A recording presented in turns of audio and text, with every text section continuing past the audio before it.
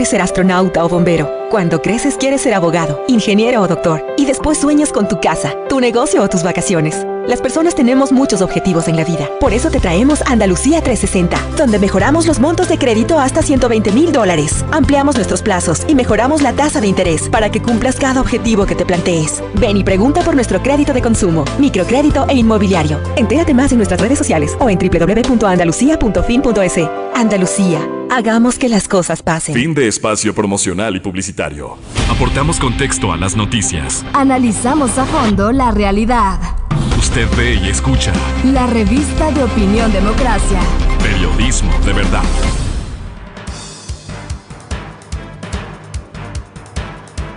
Estamos de regreso y ahí queremos saludar de inmediato al señor doctor Roberto Izurieta, al señor licenciado, periodista y escritor Jorge Ortiz. Y también estaremos en contacto con el doctor Esteban Santos para analizar el tema de las elecciones en el Perú. Roberto, bienvenido, buenos días. Ya está con nosotros el escritor Jorge Ortiz. Pero tú estás en Lima, entiendo, Roberto. ¿Cómo están los temas? Ya hay algunos resultados. Nos demoramos un poquito más para que la ciudadanía trate más bien un tema personal del canciller Mauricio Montalvo. Así es que estábamos conversando sobre esta parte que le va a corresponder. Roberto, bienvenido, buenos días. Muy buenos días, Jorge. Qué gusto compartir un panel contigo, como siempre. Un gusto estar aquí en Radio Democracia. Efectivamente, estoy en Lima. Ha sido una noche larga, será un día largo, un par de días largos. Yo no soy experto en el conteo electoral, pero en este momento básicamente está contabilizado como el 92%. La diferencia sigue siendo a favor de Keiko. Faltan los votos del extranjero, que en principio son 3%, pero en realidad habrán votado la mitad, un poquito más. La diferencia será neta de ella alrededor de 0.5. Entonces la pregunta es, estos otros 6 puntos restantes, ¿son del interior? ¿Son actas que ya están suspendidas? Todo eso lo iremos averiguando todo durante el día. O sea, en otras palabras, en resumen, el país está sumamente dividido con 2 visiones muy distintas. Las divisiones electorales en el Perú se marcan por una profunda pobreza. Pedro Castillo es un profesor de escuela primaria rural. Entonces, los retos que tendría de lograr esto serían mucho más graves aún así de las cosas que él ha sostenido, como por ejemplo la nacionalización. Aclara muy bien, dice, no se estatización de las empresas mineras ni de los minerales, sino la nacionalización. No soy tan sofisticado, no entiendo mucho en qué consiste la diferencia entre lo uno y lo otro y tampoco lo ha explicado. Entonces, seguimos monitoreando la situación. Es una situación sumamente distinta, para cualquier lado que se incline la balanza. La realidad es que este es un país dividido entre esas divisiones que vemos constantemente, ¿no? Y que se han acentuado con el desarrollo de la tecnología, con el desarrollo económico y sin lugar a dudas con las trágicas consecuencias del COVID. Esto es países que están divididos por su situación económica, su situación de marginación, y ese es el problema de fondo de este país, del Perú y de casi todo lo que estamos viviendo. Claro, saludar nuevamente a Jorge Ortiz. Jorge, 2 temas que nos acaba de plantear Roberto Izurieta es que ese país dividido y que no sería, digamos, en resultados electorales la primera vez. Ya Keiko Fujimori perdía con Kuczynski igual. Ella salió y reconoció de inmediato esa diferencia que no era tampoco de un punto. La reconoció, facilitó, diría yo. Pero parece que en el Perú sí funciona el OMPI, este organismo del proceso electoral. La institucionalidad funciona. Pero Roberto nos dice, este es un país dividido porque tiene una pobreza profunda. Y ese éxito económico del que se habla, entonces algo pasa que nos genera estas dificultades de la democracia. Jorge, bienvenido, buenos días. Buenos días, Francisco y Roberto. Un abrazo afectuoso a cada uno de los dos. Yo creería que sí, el Perú ha sido uno de los países más exitosos en cuanto al crecimiento de sus cifras macroeconómicas de los últimos años, y efectivamente, si uno revisa los indicadores peruanos, ve una progresión significativa. Sin embargo, en la microeconomía, es decir, la distribución de esa riqueza todavía no ha ocurrido, y hay enormes bolsas de pobreza, y singularmente en aquella zona en la que Castillo hizo su base, que es la sierra, la sierra centro-sur del Perú, es un lugar lleno de pobreza. Evidentemente en los últimos años dicen que los dos países donde ocurrió exactamente el mismo fenómeno fue en China y en el Perú, que el crecimiento económico se concentró en las zonas costeras, en las ciudades de la costa. Es un crecimiento básicamente urbano y costero, y frente a la situación del interior del país, que sigue siendo una situación prácticamente de miseria. Es por eso que ha ocurrido en el Perú lo que ha ocurrido en los últimos años, ¿no? Ahí mismo, en ese sector, en el sector de la serranía, en las zonas andinas peruanas, en los años 80 tuvieron prácticamente una guerra civil que, de acuerdo a cifras muy estrictas, muy bien calculadas, no son fantasías ni simplemente lucubraciones. Hubo 48,000 muertos. 48,000 muertos es una guerra civil. Eso lo causó el Sendero Luminoso. Y ver que bajo las mismas ideas, o muy parecidas, porque el profesor Castillo, en medio de su liviandad ideológica, de su falta de conocimiento teórico, las cosas que dice son muy parecidas a los que proclamaba Abimael Guzmán por los años 80, es decir, lo que generó Sendero Luminoso. Y pensar que después de eso el Perú, pocos años después, 30 años después, vuelve a caer en la misma línea, me resulta verdaderamente asombroso, sin que eso signifique que Keiko Fujimori sea una mejor opción. Es decir, yo creo que este momento, me parece claro que los pueblos latinoamericanos del Perú, por esta pobreza, por esta división significativa, esta que nos decía Roberto, este país partido en dos, entiendo que esté buscando nuevas opciones, pero ha buscado opciones peores. Es decir, ninguna de las dos opciones era buena. O sea, esta vez en el Perú era clarísimo que era un voto por el menos malo. ¿Quién te parece menos malo? Keiko Fujimori con el grillete y con unas acusaciones de lavado de dinero y de corrupción que podrían llevarle 30 años a la cárcel, o el profesor Castillo con su ignorancia, con su radicalismo ideológico, con su cercanía a teorías ridículas, superadas y fracasadas como el socialismo del siglo XXI. Sí, me parece que lo del Perú es una situación trágica, y es una situación trágica por la cual debe acusarse el pueblo peruano, como el pueblo ecuatoriano debe acusarse cuando elija mal a sus dirigentes, y no decir, caray, ¿qué pasa? Nos están traicionando. No, nosotros nos estamos traicionando a nosotros mismos. Pero Jorge, de los 18... Lo mal que votamos. Claro, de los 18 candidatos, antes de terminar en estos dos, no hay que olvidar que ninguno despuntaba en la primera vuelta realmente, todos una votación tan dispersa, pero se habla que de los 18 no había forma de escoger un cambio, algo nuevo, con formación, con una propuesta, con una visión, cómo salir. ¿Será que de esos 18 que se presentaron, que los buenos están hechos a un lado y no quieren mojarse el poncho, Jorge? Bueno, yo creo que algo así está pasando en la política latinoamericana. Es evidente que quienes deberían estar involucrados en la política, que las personas más capacitadas, preparadas, honestas, pues se han apartado de la política como un terreno para canallas. Pero en el caso peruano uno ve, claro, es una barbaridad, una candidatura con 18 aspirantes presidenciales, pero ahí había personas como Hernando de Soto, como López Aliaga, como Forsyth, que uno dice, pues evidentemente no tienen los malos antecedentes del profesor Castillo y de la señora Fujimori. Entonces, ¿por qué elegimos siempre a los peores? Aquí hubo 16 candidatos para la elección de alcalde de Quito, y elegimos al señor Yunda. Ya estamos viendo lo que pasó, y había un número parecido para elegir prefecto de Pichincha, y elegimos a la señora Pavón. Es decir, los ecuatorianos, los peruanos, probablemente va a pasar con los chilenos en las elecciones de noviembre de este año, va a pasar probablemente con Colombia en las elecciones de abril del próximo año. por buscar algo distinto, están buscando algo peor.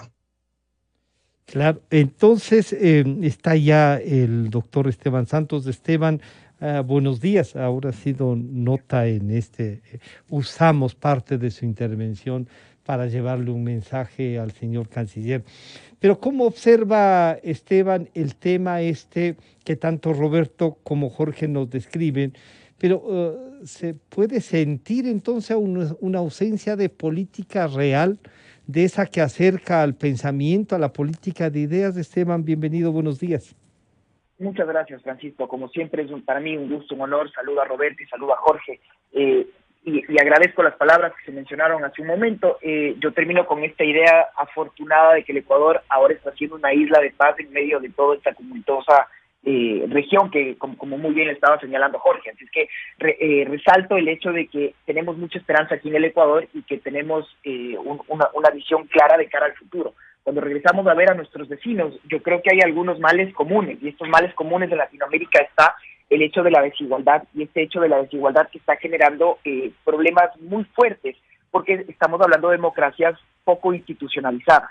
Entonces, ¿qué termina pasando? Con para mí, pretexto de llamarle una democracia proba, vemos estos problemas, 18 candidatos. ¿Qué terminaron pasando con estos 18 candidatos? Que claro, la mayoría lo único que hicieron es quitarse el voto de un centro, y quienes llegaron fueron los polos más extremos, el polo de la derecha y el polo de la extrema izquierda. Entonces, sí, no es menor decir que el Perú en este momento estaba en esta idea de Sodoma y Gomorra, y estábamos entre un cáncer y un SIDA. Yo sé que las palabras son muy fuertes, pero si regresamos a ver la hoja de vida de los candidatos, pues no estamos tan alejados. El papá de Keiko fue el presidente que gobernó con mano de hierro, pero que fue la persona que asimismo está en este momento cumpliendo una pena privativa de la libertad de 25 años por crímenes en contra de la humanidad, cuando el señor obligó a esterilizar a mujeres indígenas pobres. Recordemos esos episodios tristes del Perú. Y claro, no solo eso, sino que todo este tufo de corrupción de los escándalos de Odebrecht, las peleas con su hermano Genji, que el día de hoy parece que ya se han hecho de a buenas a la luz de la campaña electoral, y que esta sea la mejor candidata que tuvo personalidades tan prominentes como, por ejemplo, la del premio Nobel Mario Vargas Llosa, que la termina acuñando. Y uno dice, bueno, entonces, para que esto pase, ¿quién está del otro lado? Y quien está del otro lado efectivamente es una persona, es un profesor de área rural que sobre todo está absolutamente radicalizado en su pensamiento. Y ese discurso ya lo conocemos aquí en el Ecuador, porque él habla de la lucha de clases, él habla de expulsar a multinacionales, y que sobre todo el libreto, que insisto, ya lo conocemos aquí en el Ecuador, reformular una constitución y sobre todo despojar de su cargo a todo juez que, comillas, no esté a la par de los intereses del pueblo. Entonces es un tema muy delicado. Yo pensaba siempre, para mí, decía, ¿por qué el Perú, luego de lo que hemos estado escuchando, y creo que Roberto lo mencionaba muy bien, estamos hablando de que Perú tuvo 5 presidentes en 5 años, otro tema que lamentablemente no le ha sido alejado al Ecuador. Y los últimos 20 años, más de 2 décadas, todos los expresidentes del Perú, sin excepción, han tenido serios problemas con la justicia. Y aún así el Perú ha logrado ser una de las economías de Latinoamérica más estables y ha logrado índices de crecimiento. Muy desiguales, estoy de acuerdo, pero índices de crecimiento. Entonces, yo personalmente a esto lo culpo y lo conllevo al hecho de que el Perú finalmente decidió, hace algunos años, abrirse al mercado, tener una economía de apertura al mundo, que es algo que el Ecuador lo quiere finalmente hacer, claro, y sobre todo al derecho internacional. Entonces, pero ahí hay una... Sí, perdón. Sí, adelante. Decía, concluyo con esta idea de pensar, bueno, si tenemos tal problema de desprolijidad en la clase política, ¿qué estuvo haciendo bien el Perú? Y este respeto al derecho internacional hizo que, entre otras cosas, sí lleguen inversiones al Perú, y que el Perú, por ejemplo, haya tenido este hecho de insólito, de que posicionó, por ejemplo, a su gastronomía como una de las mejores del mundo. Y esto es porque existió una voluntad país para hacerlo más allá, independientemente de toda la podredumbre política que se esté dando. Y la conclusión final en esta primera parte, Francisco decía, es que Perú amanece una vez más absolutamente dividido, y este es otro hecho común en Latinoamérica, porque una diferencia de un punto porcentual, yo personalmente pensé que era hasta inclusive un poco atrevida el mencionar estos resultados del exit poll, tal vez porque me quedé con con ese sentir de ya nos pasó a nosotros, claro. Claro, cuando Sí. tuvimos el tema de Yaku y salimos a las calles y demás. Pero no solo de Yaku, también ya con el expresidente Moreno y el actual presidente Lazo. Roberto, desde esta visión, tanto lo que, si bien Jorge rescata dos de los nombres, entre ellos a Hernando de Soto, claro, uno dice esos 18 candidatos y Esteban nos dice, se quitaron el centro, o sea, ahí hay un sector de una gran población, Roberto, que está buscando, que quiere institucionalidad, pero que se topa con estos temas que son tan duros, esta división, esta cosa que cuando ya llegas a las definiciones te encuentras con dos posiciones radicalmente opuestas, pero que las dos son peligrosas para las democracias porque no enfrentan lo que hay que hacer. ¿Cómo se trabaja? ¿Cómo percibes tú a los peruanos de este rato y que estás en Lima y que además has venido estudiando el tema, Roberto?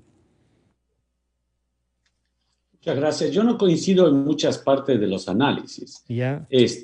Yo creo que cualquiera de los otros candidatos, viendo este resultado electoral, no habrían tenido la más mínima posibilidad de acercarse a ganar las elecciones. ¿Por qué?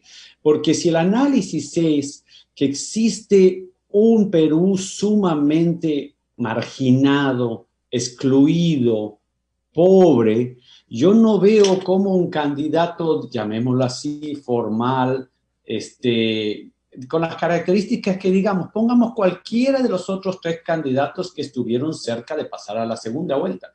Yo como estratega no vería la más mínima posibilidad. Keiko, por el contrario, era una candidata popular. Sus raíces políticas son populares, que viene del fujimorismo y su primera vuelta fue popular.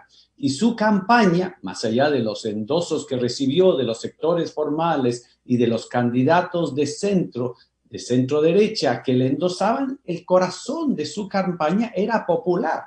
Ella comienza su día electoral con un desayuno en un territorio, en un terreno invadido, rodeado de gente que está sufriendo exactamente esa pobreza. El debate que se da en el Perú es, la enorme mayoría son pobres. Lo que pasa es que con ese segmento enorme de pobreza se discute dos cambios. Un cambio un poco más positivo, esto es dentro de los marcos que creemos, incentivar a la economía para vender más, para que el mercado mejore, como digo en mi artículo de CNN, ¿no? El mercado de valores, el mercado de la esquina.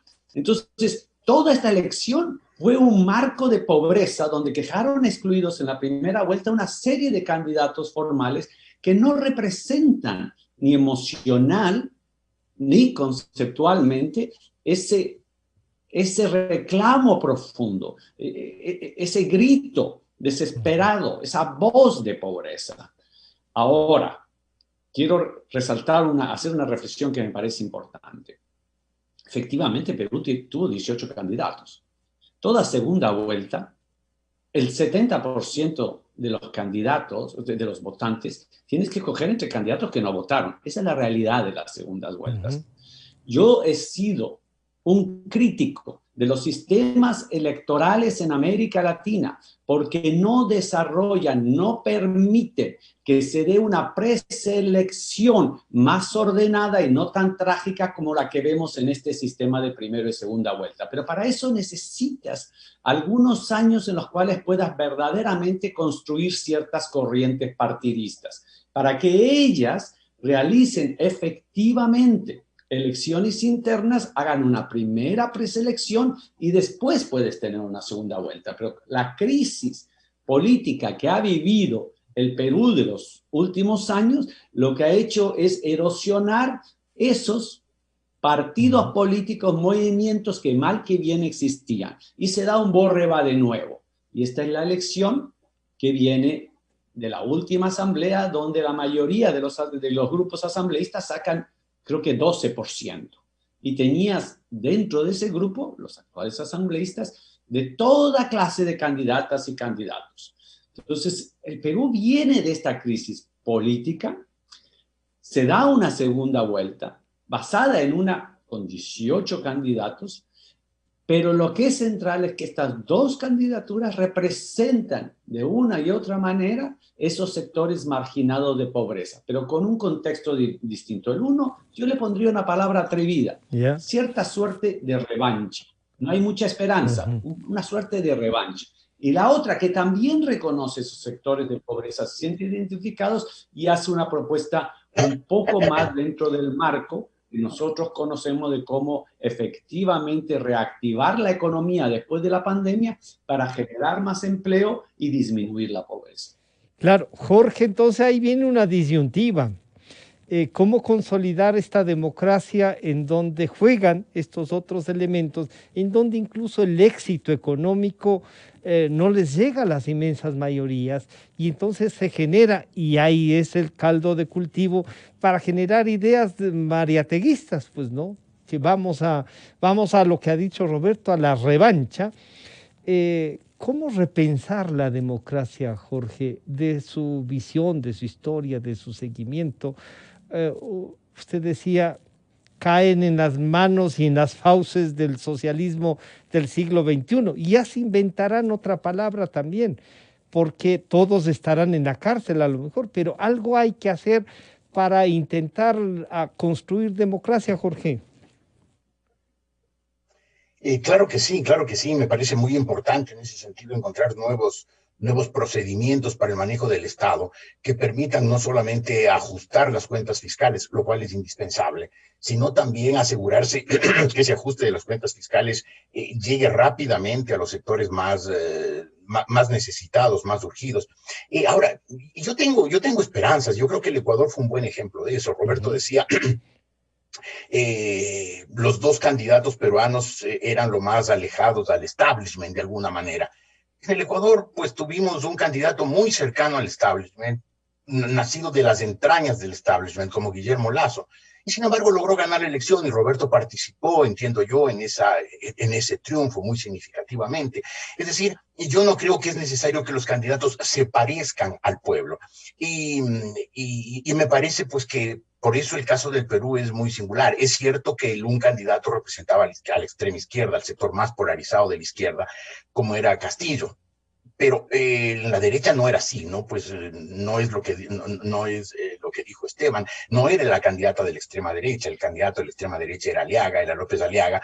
Y había otros candidatos cuyas propuestas fueron desde el comienzo claramente de derecha, mientras que Fujimori trató en todo momento de ser una candidata muy popular, muy del centro. Y en efecto, ambos llegaron a tener unas bases muy populares. Pero recordemos que en el Ecuador, cuando se discutía quién había quedado segundo, mucha gente ya dijo, ojalá quede Yacu Pérez, porque Yacu sí le puede ganar al muchachote simpático pero ignorantón que había presentado Correa, el señor Arauz. Y mucha gente decía, ojalá gane él, porque con él sí le ganamos a Arauz. Muchos de los que habían estado con Lasso. Muchos de los que habían estado con el propio Lasso en la primera vuelta decían, a lo mejor, incluso, yo escucho algo hay que hacer, oigan, hay que respetar la votación. Sí, yo creo que es posible, haciéndole sentir a la gente, como lo logró hacer la candidatura de Guillermo Lasso en el Ecuador, hacerlo sentir que para solucionar los problemas de la gente no es necesario que sea alguien nacido en las entrañas del pueblo popular, permítame esa redundancia, del pueblo popular. No es necesario. Creo que es necesario que alguien que entienda los problemas de las sociedades. Y yo creo que en el Perú eso falló. Yo creo que, por ejemplo, la candidatura de Forsyth o la candidatura de Hernando de Soto eran unas candidaturas que planteaban soluciones más, digamos, viables, más aplicables a la situación peruana, pero el Perú prefirió elegir a personas parecidas a ellos, personas supuestamente extraídas de la base popular. Es evidente que la hija de un japonés, de japonés y japonesa, hay inmigrantes pobres, como fueron la mayor parte de los inmigrantes asiáticos que entraron en el Perú. Se parece mucho a la situación teóricamente es la situación de mucha gente que no pertenece a las élites blancas aristocratizantes de Lima. es evidente, pero esa elección es lo que me sorprende, porque había otros candidatos, como era el caso de lo que fue en el Ecuador la candidatura de Guillermo Lasso, que tenían más consistencia y que podían darle soluciones al Perú. A mí me está preocupando mucho, Francisco, la situación en general de América Latina. Que estamos en una situación de buscar soluciones extremas. La gente en cada elección busca patear el tablero. Chile es un país que ha tenido un crecimiento significativo en los últimos años. Y en Chile, a diferencia de lo que está ocurriendo en el Perú, la redistribución ha sido más rápida. En Chile ha surgido una enorme clase media, la pobreza prácticamente ha desaparecido. Y sin embargo, la gente, quién sabe qué, es un fenómeno muy complicado. Pero de pronto se va por opciones radicales y se va a lanzar a una asamblea constituyente. Y como todos sabemos, al menos todos los que nos interesa la historia, las asambleas constituyentes son siempre la peor solución posible para los pueblos. Y seguramente Chile saldrá con un desajuste estructural tan grande después de la asamblea constituyente, que ese crecimiento que sacaba a cada vez más gente de la pobreza y generaba una clase media vigorosa, con ímpetu, con alcances, pues probablemente el crecimiento de esa clase media se desacelerará. Y Colombia, que ha tenido también un crecimiento significativo a pesar de la guerra, a pesar del extremismo de las FARC, pues es posible que elija el próximo año a un candidato nacido de las entrañas de las FARC o de los sectores afines a las FARC, el señor Gustavo Petro. Es decir, creo que este momento hay que hacer un replanteamiento en general, qué nos pasa en América Latina, que estamos buscando esas salidas drásticas, y no estamos viendo los resultados que se van logrando en los años anteriores. En el Ecuador, en el año 2006, el Ecuador había tenido una larga etapa de crecimiento en el que los índices de pobreza estaban bajando año tras año, la malnutrición infantil, una serie de índices sociales. Y sin embargo elegimos por el candidato que ofrecía tumbarlo todo. Y elegimos tan mal que, como lo demuestran las estadísticas, se desaceleraron, se desaceleró el mejoramiento de muchos índices sociales. Me parece que en América Latina está pasando algo, lo estamos viendo también en las elecciones mexicanas de ayer. Los pueblos están muy insatisfechos. Encontrar las causas va a requerir de tratados de sociología, y a lo mejor de la formación de una comisión de reflexión. En los Estados Unidos, en los años 70, cuando hubo los famosos episodios de violencia, se creó la comisión Moynihan. El senador Daniel Patrick Moynihan, demócrata, encabezó una comisión que se dedicó a estudiar qué le pasa al americano profundo, a la situación, al país más próspero, más rico, más civilizado del mundo. Ese momento se lo veía así, exitoso prácticamente en todo, excepto en la guerra de Vietnam. ¿Y por qué la gente está tan insatisfecha? Y de las conclusiones que sacó la comisión Moynihan, los Estados Unidos hicieron algunos reajustes importantes que relanzaron a los americanos. A lo mejor en América Latina o en cada uno de nuestros países hay que pensar en eso, un análisis profundo de sociólogos, de historiadores, de psicólogos, que averigüen qué nos está pasando, por qué este descontento tan profundo que nos hace optar por soluciones peores. Muchas veces elegimos, nuestros remedios son peores que las enfermedades, porque estamos buscando soluciones donde no las hay, donde solamente hay más problemas. Claro, Esteban, de repensarse y relanzarse nos lleva a pensar que el ejemplo del Perú, de sus elecciones, lo de México también ayer, en donde el presidente AMLO también comienza a perder ya importantes, yo diría, importantes respaldos. Pero el Ecuador da, como se reconoce casi en todo el mundo, y ustedes lo han hecho, da un campanazo. Eso significa de que sí nos interesa la institucionalidad, pero han trabajado tanto y en estos años sobre el acceso a la educación, a la cultura. ¿Pasará eso también en el Perú?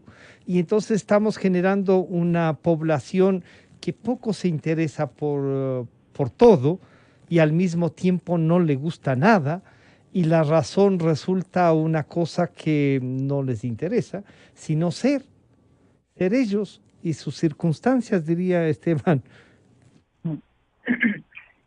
Mira, para mí, Francisco, hay un nexo conductual y esto es la desigualdad que está en Latinoamérica.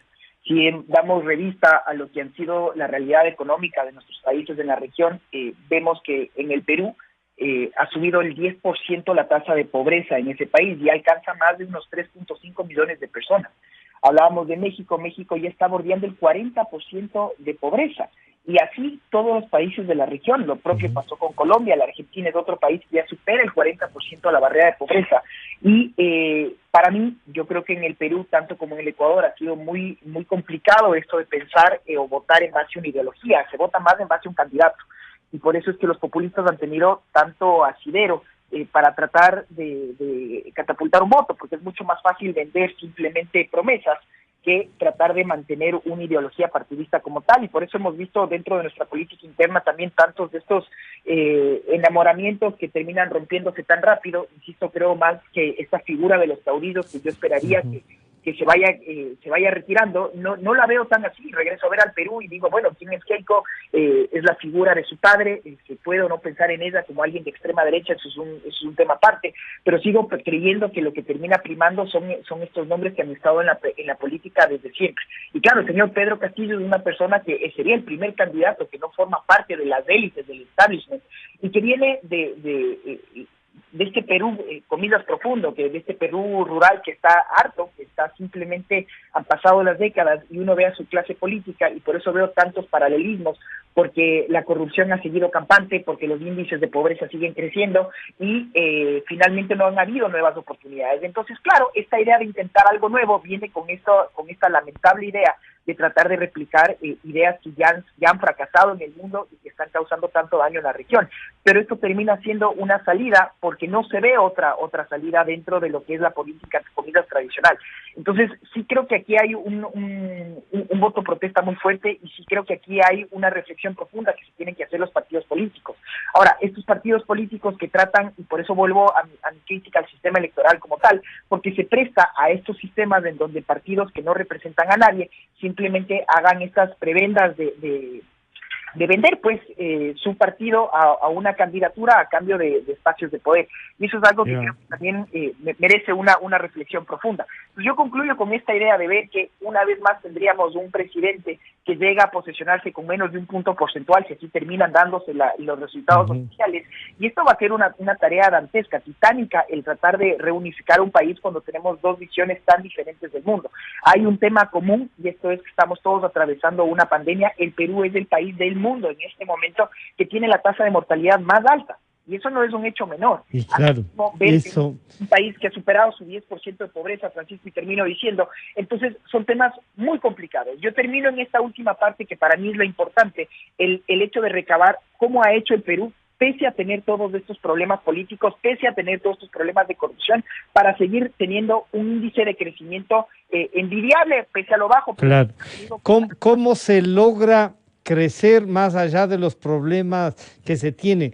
Roberto, tú decías que a lo mejor ir y algunos consultores, y a ratos yo digo, eso no puede, se abstraen de la parte ideológica, se abstraen de la formación y toman en cuenta más bien esta cosa personal, esta influencia que puede tener, el discurso, la ropa, esas generan incluso historias para acercar, o sea, ¿no será entonces que estamos maltratando? Y no sé si eso ha pasado también en el Perú, en México, en Ecuador, maltratando la propia actividad política, sacándola de la línea del pensamiento a una propuesta. Esto es lo que quieren escuchar, entonces digámosle, Roberto. Lastimosamente me tengo que ir en 10 minutos, pero sí quisiera dejar algunas clarificaciones. Espero hacerlo en 5 minutos. Y voy a ser muy directo y muy claro. Cada elección es distinta. En el caso del Ecuador, más allá de mi amistad con Guillermo Lasso, si es que el candidato habría sido Yacu Pérez, no habría ganado. Estoy convencido de eso, porque el caso ecuatoriano es muy particular. Más allá que las profundas divisiones, lo que tenías es un elemento político. Esto es Rafael Correa, su grupo, por eso es que el resultado fue muy claro en la Sierra y en la Sierra Central, donde resentían la presencia y la posibilidad de un regreso de Rafael Correa. Toda elección tiene miles de variables, pero yo diría eso fue lo central viendo el resultado electoral. Con respecto al Perú es muy distinto. Y tú dices, bueno, deberíamos enfrentarlo desde una perspectiva ideológica. El problema es que el voto es un acto de confianza y la confianza es emocional. Y la emocionalidad en general está en función con la empatía. La empatía no depende de la raza, ni siquiera de la situación económica. Depende de tener la profunda capacidad racional y emocional de entender las diferencias que está viviendo un Perú.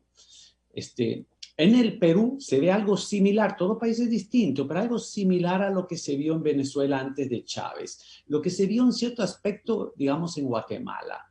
Cuando llega un momento en el cual la sociedad le da la espalda a los más pobres. Yo pienso que este no juego político, porque lo que se ha dado es un caos político en los últimos 2 años, lo que ha acentuado que los nuevos líderes más formales, más ideológicos, en última instancia no llegan a ver ese Perú tan marginado y pobre, no le pueden representar con esa voz, porque quizás están muy concentrados, si tú quieres, en lo ideológico, cuando no deja de ser la presidencia de la República, decir, yo te veo, yo te siento, yo voy a estar trabajando contigo para hacer tu vida mucho menos difícil. Y en este último punto, lo que entra es la capacidad de gestión. Entonces, también tenemos un sistema político que no mide, en mi opinión, más allá de la ideología, la capacidad de gestión, porque gestionar los asuntos públicos y del Estado requiere capacidad, requiere de experiencia y de mucha. Entonces, traer a alguien que no ha estado sumamente probado es muy peligroso. Los Estados Unidos, por comparar, insisto, cada país es distinto, pero nos da lecciones. En los Estados Unidos, cuando eligen a Barack Obama, estaba preparado. ¿Por qué? No porque había sido, sino senador un par de años, sino porque una campaña diseñada para testear frente a los votantes el nivel de capacidad que tiene el líder como para que asuma los retos del Estado. Y entonces, Roberto, pasa entonces por la formación también de cuadros para gobernar. Y esa siempre será responsabilidad de las organizaciones políticas, porque si no la pueden tomar organizaciones delincuenciales o gente que tiene plata. Y también la politización de la justicia. Lo que hace trágicamente es que la justicia tiene recursos limitados en tiempo y en dinero. Y si están tan concentrados en ver los últimos detalles de un sistema político electoral que no está funcionando, ¿quiénes son los que están abriendo la botella de champán? Los verdaderos criminales, los que están secuestrando, porque una señora de estos barrios, si algo le pasa a la hija y va a la fiscalía, no tienen tiempo para investigarlo. ¿Por qué? Porque están investigando otras cosas. Entonces, sí, efectivamente refleja muchísimos problemas que está viviendo nuestros países. Pero el último que quiero decir es, nuestros países están viviendo una crisis económica de salud pública muy profunda. Debemos dar gracias que al menos estamos discutiendo cuál es la salida de eso porque hay una elección y no porque la gente está en las calles harta. Y claro, pero eso, Jorge, es un gran reto para los que salgan electos.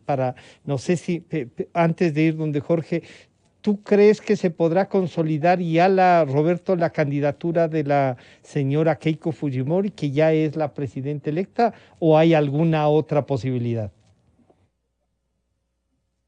Es muy difícil, yo pienso que en las próximas 24 horas tendremos un estimado mayor. Lo que falta de contar en general es el extranjero, que es más o menos 2.5, y en el mejor de los casos, dependiendo cuántos mismos han votado, y los votos del interior y del rural que le favorecen a él. O sea, debemos seguir monitoreando y yo creo que en las próximas 24 horas.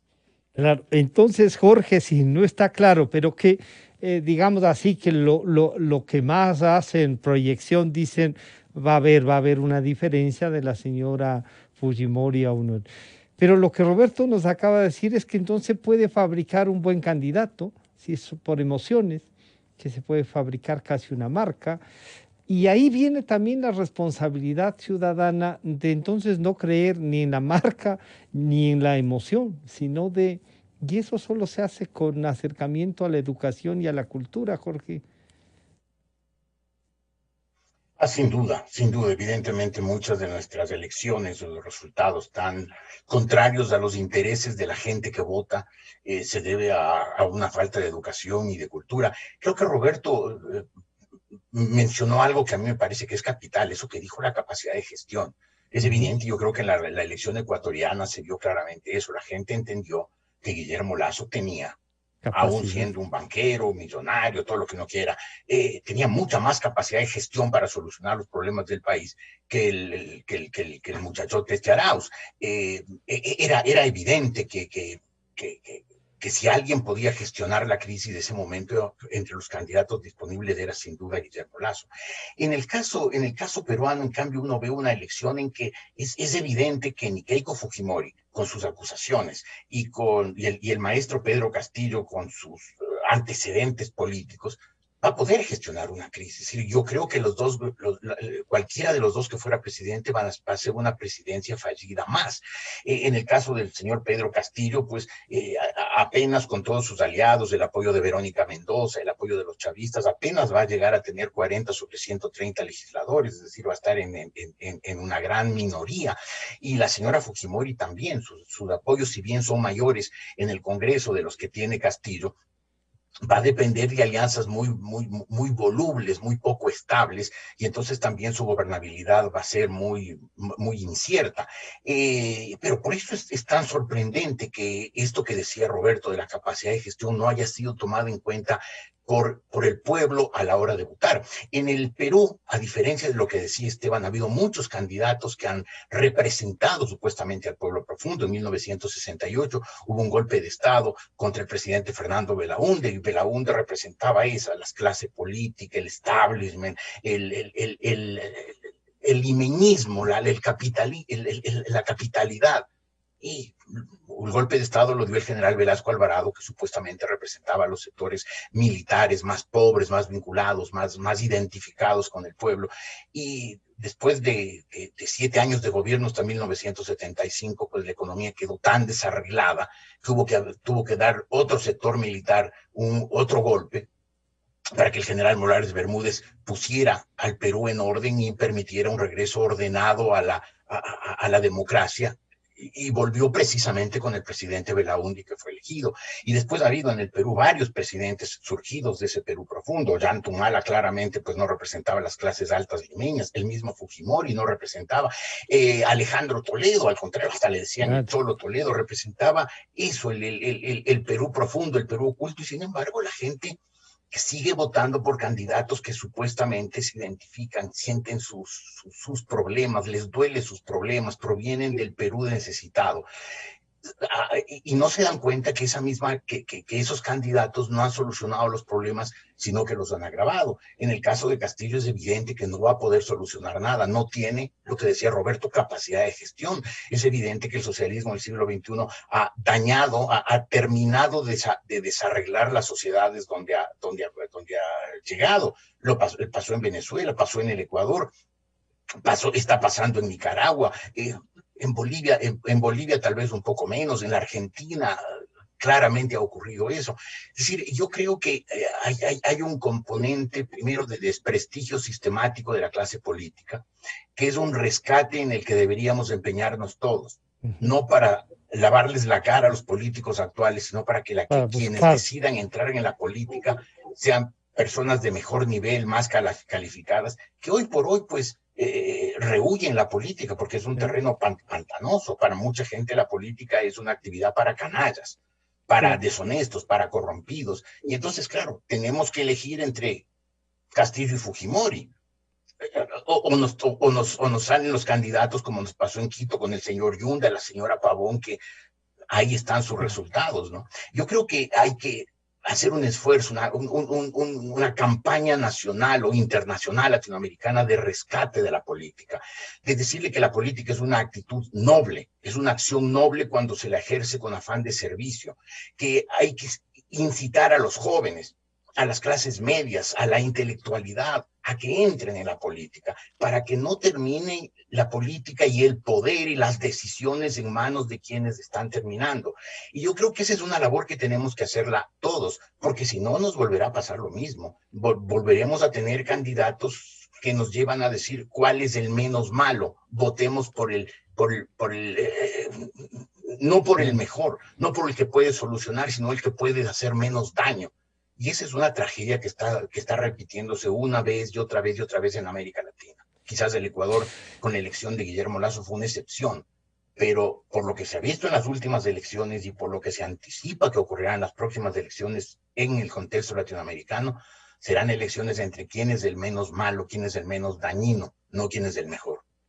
Claro, y en esta disyuntiva, entonces, Esteban, mucha gente no quiere estar. Incluso en algunos casos ni siquiera en cargos de designación, peor en entrar en una lucha para buscar la elección. Esteban, ¿cuál sería entonces esto que nos convoca, Jorge, a hacer una cruzada por la democracia, pero sobre todo por la formación y el compromiso de quienes quieren representarla, Esteban?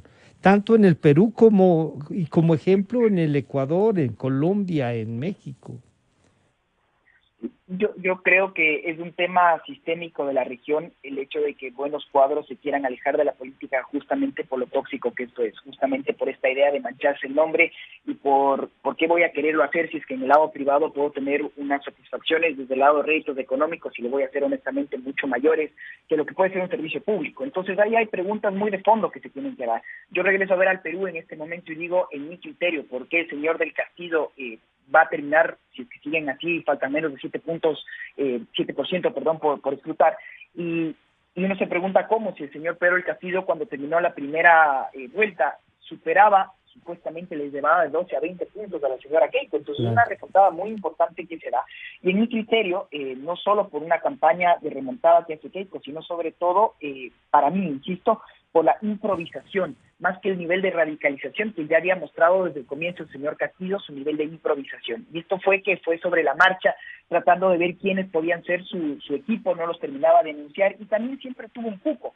que es del señor Vladimir Cerrón, y este básicamente es el estratega del partido, que en este momento se encuentra con una condena por corrupción, y nunca se pudo alejar de este cuadro que, insisto, es del dueño del partido y es la figura que como tal termina posicionando el discurso leninista, marxista del señor del Castillo.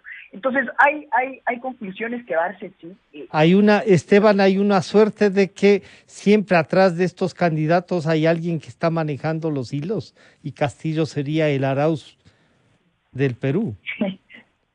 Sí, puede ser, y por eso creo, Francisco, que termine con esta reflexión interesante en la que nos estamos haciendo en este panel, de qué hacer entonces para que el día de mañana lleguen mejores cuadros. Y por eso es que creo que las expectativas están tan altas en torno a la administración entrante en el Ecuador. Finalmente vemos personas probas, personas con hojas de vida calificadas, que costó muchísimo, sí, que el Ecuador estuvo al borde de volver a ver los desastres que estamos viendo en países vecinos, y que también sí veo también con mucha preocupación lo que pueda ser el futuro inmediato de países como Colombia o como Chile, que por esta disrupción social probablemente se terminan escogiendo a los menos, a personas malas, porque estas personas que venden circo a un país que ya no tiene pan, y en momentos de convulsión social pues puede prevalecer ese discurso sobre el fondo. Entonces creo que es muy importante siempre aterrizar en hechos como tener estas tertulias, el hecho de que las personas puedan justamente sacar sus propias conclusiones y de que entendamos que todos estamos en el mismo barco, todos queremos llegar al mismo puerto. Ahora, habrá gente que simplemente quiera vender un circo, y ojalá se escuchen personas que tengan preparación, que tengan justamente ideas, y que sobre todo estemos viendo más allá de ver los problemas, cómo vamos a dar soluciones reales. Eso es algo de las expectativas que yo tengo muy planteadas desde hace los 4 años en el Ecuador, y espero que así se den. Y por eso están, y agradezco siempre, Francisco, estas oportunidades para poder expresar. Y es importante, y lo que decía, y voy a pedirle a Jorge entonces para concluir este diálogo, esto que usted nos reta a recuperar la democracia vía a valorarla, y que los ciudadanos comiencen a valorar lo que dice Esteban, a ver sus hojas de vida, su formación, un compromiso. ¿Cuánto influirá si gana o Keiko o Castillo en esta idea suya de revalorizar la democracia, Jorge? Va a ser muy difícil. Yo creo que ninguno de los dos candidatos cualquiera que sea presidente, va a poder solucionar los gravísimos problemas del Perú. El Perú es una de las sociedades más afectadas por la pandemia y evidentemente eso ha gatillado una serie de problemas que estaban latentes. Sobre todo el tema de la inequidad, yo no utilizo la palabra injusticia, sino el tema de inequidad, que se había marcado mucho en el Perú. Pero, Francisco, si me permite, yo tengo una preocupación que va más allá del momento. Yo creo que en América Latina corremos el riesgo de estar cocinando una nueva época dictatorial, de dictaduras militares. Veamos, si en el Perú gana el señor Castillo, como de acuerdo a los resultados hasta ahora conocidos es muy probable, ¿qué va a pasar con las Fuerzas Armadas peruanas? Que van a ver en posiciones de poder a muchos de quienes estuvieron involucrados en Sendero Luminoso, en una guerra civil que significó, como decía antes, 48,000 muertos, 600,000 desplazados, una pérdida de varios puntos del Producto Interno Bruto por el costo de esa guerra, por la desinversión, por la fuga de capitales, por la destrucción de producción. Las Fuerzas Armadas se van a quedar tranquilas viendo gobernar a personas que eran a quienes las Fuerzas Armadas combatieron, muchos de cuyos miembros militares murieron en esos años de la guerra con Sendero Luminoso. Van a quedarse tranquilos, van a quedarse satisfechos, van a decir esto eligió el pueblo y por lo tanto la voz del pueblo es la voz de Dios, según esa vieja y falsa locución latina. Pues me temo que no. ¿Qué va a pasar en Colombia si ganara el señor Gustavo Petro? Y esas Fuerzas Armadas que han estado durante, en el caso colombiano, medio siglo, luchando contra el terrorismo de izquierda, contra el M-19, en los últimos años contra el ELN y contra las FARC, ver que muchos de esa gente, a quien las Fuerzas Armadas con mucho buen juicio consideran pues terroristas, gente radical, gente extremista, violenta, están gobernando con el señor Petro. ¿Qué va a pasar en Chile con esas Fuerzas Armadas que después de los primeros años, cuando hubo la brutal represión contra todo lo que era del centro hacia la izquierda, después del golpe de Pinochet, empezaron a tratar de reconstruir a su modo, muy criticable en muchos sentidos, pero empezaron a reconstruir a su modo la sociedad chilena, a crear una nueva economía que terminó siendo exitosa, a crear una constitución que es la que se va a tratar de desmantelar con la Asamblea Constituyente, ver que esas Fuerzas Armadas, cuando vean que a partir de una nueva constitución el país se vuelve a desarreglar,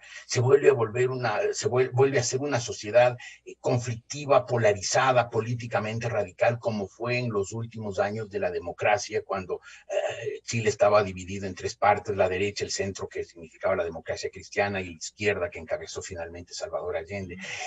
¿Qué va a pasar en todos estos países cuando las Fuerzas Armadas vean que a los sectores que han tenido que combatir, muchas veces vertiendo su sangre, haciendo esfuerzos muy significativos, de pronto están gobernando y llegan al poder mediante el voto popular, mediante algo que si bien es muy democrático, pero no reflejan votos calificados, no reflejan votos conscientes? ¿Y qué pasa con la otra mitad del país también, Jorge? Claro. Ese es el problema, o sea, va a haber un enorme desajuste. ¿Cómo va a reaccionar, aparte de las Fuerzas Armadas peruanas, cómo va a reaccionar todo el sector que hoy, por las circunstancias, se vio obligado a apoyar a Keiko Fujimori, viendo que empieza el Perú a convertirse, como puede ocurrir, en otra Venezuela? ¿Qué va a pasar en Colombia? Cuando, si gana el señor Petro, empiezan a ver que su vecino Venezuela se parece cada vez más a su país, porque empezando por la convocatoria Asamblea Constituyente, que será una de las primeras cosas que hará Castillo, una de las primeras cosas que hará Petro, si es que ganan las elecciones. Sí, yo creo que estamos generando las condiciones para que en América Latina, después de unos años, se vuelva la gente a golpear la puerta de los cuarteles, como se hizo en los años 60 y 70.